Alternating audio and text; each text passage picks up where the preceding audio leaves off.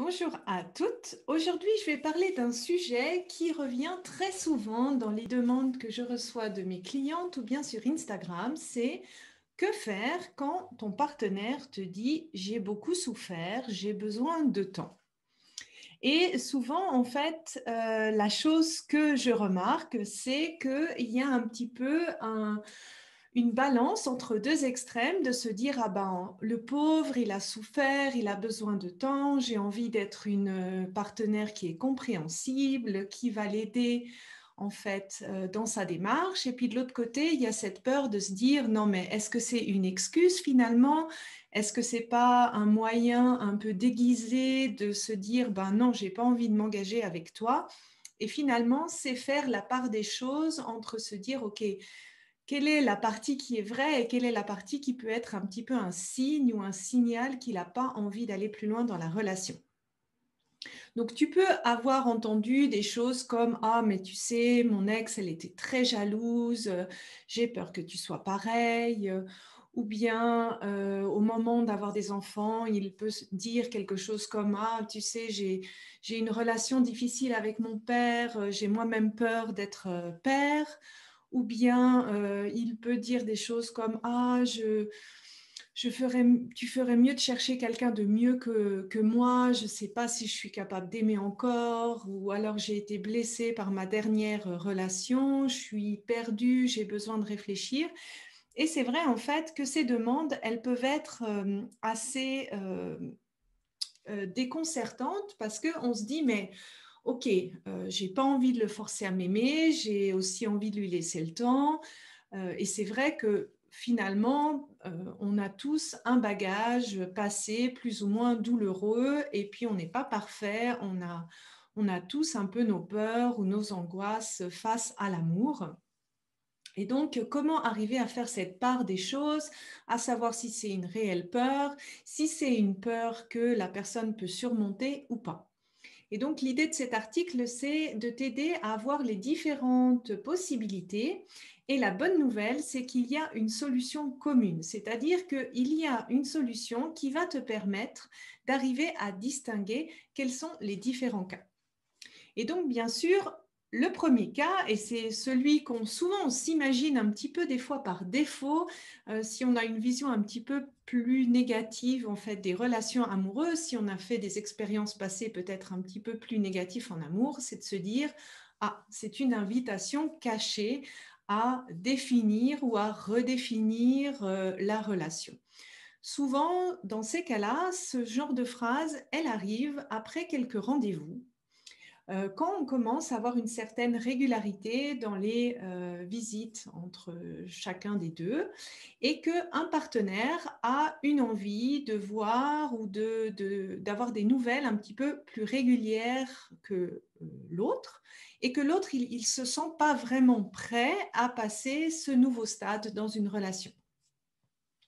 Et donc, ce genre de phrase, c'est un moyen un petit peu, je dirais, déguisé de dire ah, je ne suis pas prêt à donner plus que ça. La justification, c'est mon passé. La justification, c'est j'ai beaucoup souffert. La justification, c'est j'ai besoin de temps.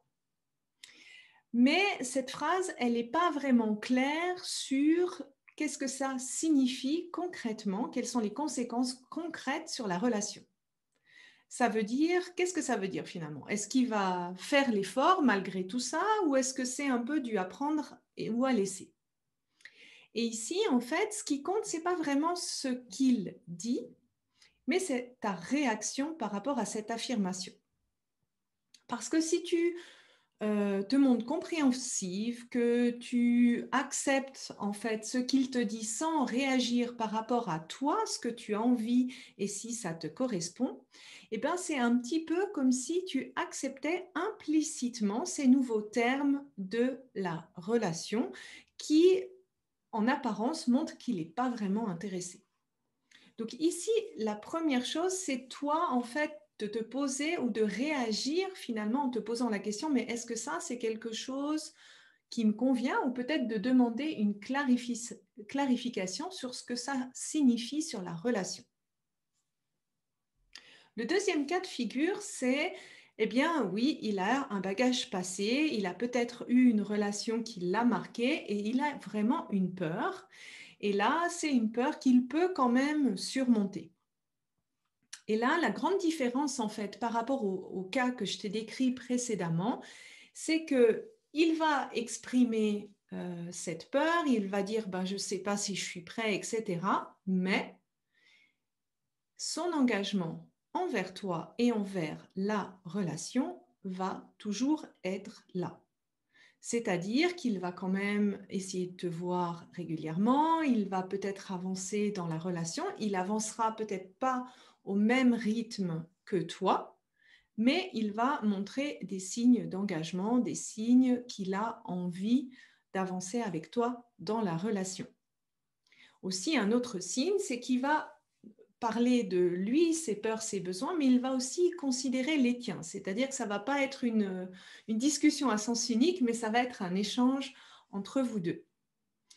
Et à partir du moment où tu ressens ça, tu vois clairement qu'il cherche à te voir régulièrement, etc., etc., tu peux te sécuriser que tu es dans un cas où il a une peur, il communique simplement ouvertement sa peur à toi et à ce moment-là, ça vaut vraiment la peine de tenter cette discussion à cœur ouvert et avec bienveillance, bien sûr, pour vous aider finalement à trouver une solution commune à vous deux. Pour ça, moi, ce que je te conseille, c'est vraiment ce dialogue imago, de cœur à cœur, où tu écoutes vraiment pleinement l'autre de manière attentive. Parce que le fait de se sentir écouté, ça apporte pas de solution tout de suite, mais ça crée des conditions idéales pour que la solution vienne se proposer d'elle-même. Le dernier cas de figure qu'il ne faut pas sous-estimer, en fait, c'est que oui, cette personne, elle peut avoir une peur et que cette peur, en fait, peut faire qu'il ne peut pas ou qu'il ne veut pas s'engager dans une relation. Et ça, c'est aussi le droit d'une personne de ne pas être prêt ou de ne pas vouloir aller plus loin dans une relation.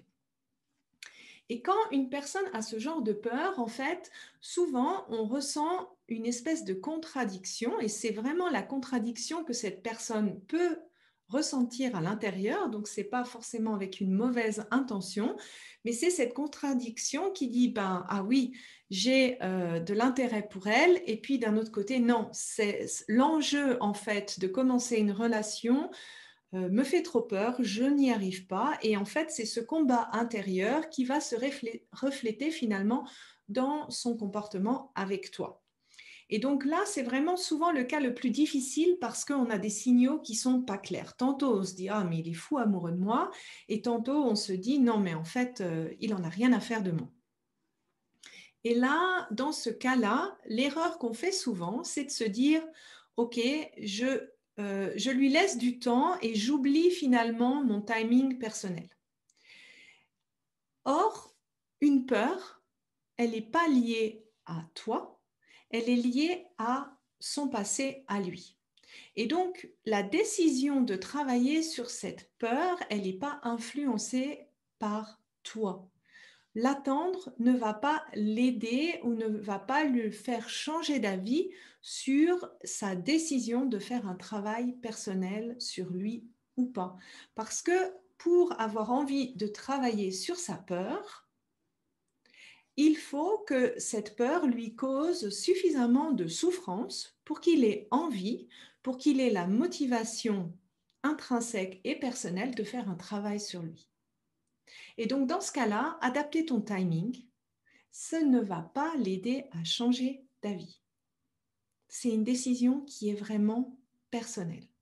Et là, la seule chose que tu peux faire, c'est de communiquer clairement ton timing, dire toi ce que tu as envie maintenant dans la relation et de prendre des décisions en fonction de la situation. Si tu vois que vraiment ce n'est pas possible à ce moment-là, prolonger ou adapter ton timing, ce ne va pas apporter autre chose que de la frustration personnelle pour toi.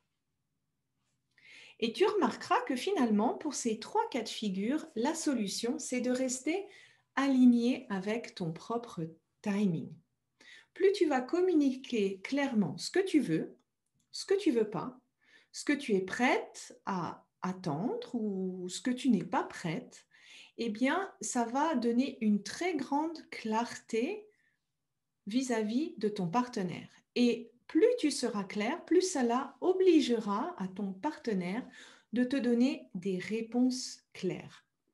Et en ayant en fait cette clarté et puis cette volonté de clarifier les situations et de ne pas laisser des non-réponses, tu arriveras très facilement à faire la différence entre les trois cas de figure.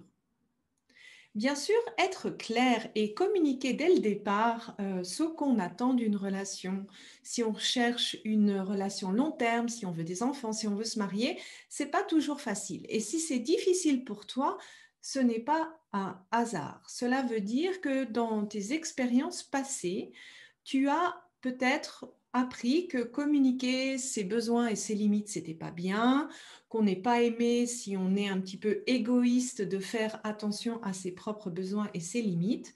Et moi, je t'invite à regarder en fait dans mon article comment on se crée ce genre de schémas qui peuvent influencer négativement ou peut-être même bloquer la communication dans ton couple. Alors, j'espère que cet article t'a plu. C'est quelque chose que j'ai reçu souvent en remarque, donc j'espère que ça te plaira. Et puis, si tu souhaites aller plus loin, je commence tout bientôt mon workshop gratuit Comment faire pour que ta relation marche, où je vais te poser des questions pour voir où tu en es, notamment par rapport à cet alignement. Je te souhaite une belle journée et je te dis à bientôt. Au revoir tout le monde.